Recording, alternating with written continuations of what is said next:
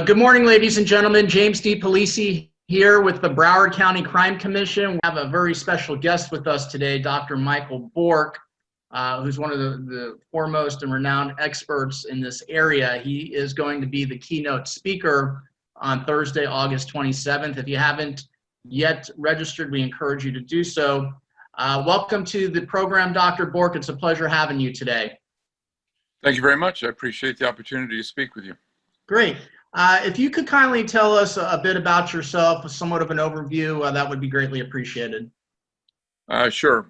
So my name is Mike Bourke. I'm the Chief Psychologist of the United States Marshals Service, and I'm also the head of their Behavioral Analysis Unit. So I'm a clinical psychologist by training, and I've worked in a variety of forensic settings, including many down in South Florida, both Broward County jails, Palm Beach County, Dade County Juvenile Court Assessment Center, facility out in Pembroke Pines, and a few other psychiatric hospitals and such in that area. So very familiar with the South Florida correction system, but I've been out of that area for 20 years. The first part of my career was with the Federal Bureau of Prisons, where I evaluated and treated sex offenders in a federal prison in North Carolina. And then the last 12 years, I've been with the Marshals Service. Wonderful. Why do you think this upcoming conference will be such an important webinar, in your opinion? I think, obviously COVID has changed all of our lives in many ways. The adjustments continue. And unfortunately, predators don't stop doing what they do best. And they're out there and they're still finding clever ways to use this to their advantage.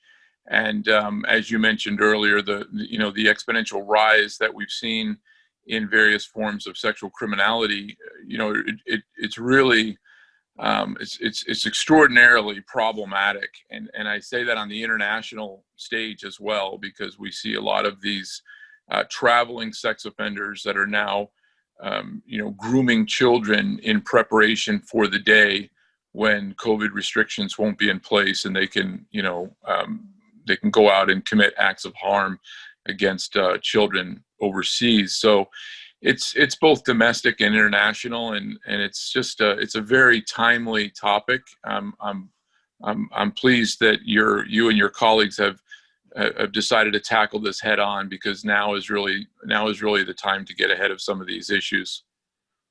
Well, thank you for that nice compliment. We're trying to do our part to enlighten people, bring awareness to the community, and hopefully try to preempt and prevent some of these things.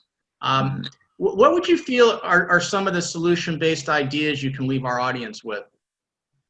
Well, I'll actually be speaking specifically on a program called the Interdiction for the Protection of Children program, which is slightly different from the ICAC, the Internet or online investigative arm of this. And so I'd probably sort of defer the online criminal investigative piece to my other colleagues. But with regard to IPC, this is really a game-changing kind of program that I've been lucky to be a part of for about 5 years.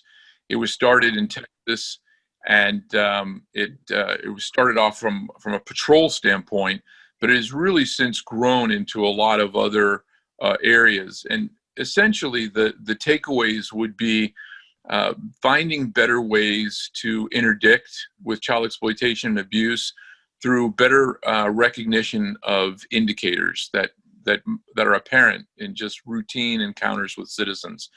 And that's what the program, again, I'm really boiling down a 2-day program into 30 seconds, but it's really about teaching law enforcement and other professionals how to better, sort of giving them a new set of glasses so they can better recognize children who are at risk and individuals who pose a high-risk threat to children. Any closing thoughts that you may have before we let you depart? No, I'm pleased to speak to this particular group, because you bring together, folks from a lot of different disciplines, which I think is key to tackling some of these issues. This multidisciplinary, multifaceted approach. If we don't try to, look at these issues holistically, they're just going to fall apart ultimately. I mean, all of our efforts are going to be for naught. We really have to wrap all of our resources around this problem to protect our children. So I just think it's a great approach and a great way to do it, to bring people together like this. And again, I thank you for the opportunity to share our particular program with your audience. Well, thank you, Dr. Bourke. Essentially, there you have it, ladies and gentlemen. Be there August 27th. It's this Thursday. We have a half a day of great discussion with Dr. Bourke being the keynote speaker in the whole dichotomy of this great panel and in this great forum that we're having to try to come up with solutions to a problem. That's August 27th. Go to www.browardcrime.org. That's www.browardcrime.org, or you can call us at 754-423-1976 if you have any other questions. Thank you so much, Dr. Bourke. Keep doing the great work that you're doing, and much continued success. Great. Thank you for having me. Okay, thank you.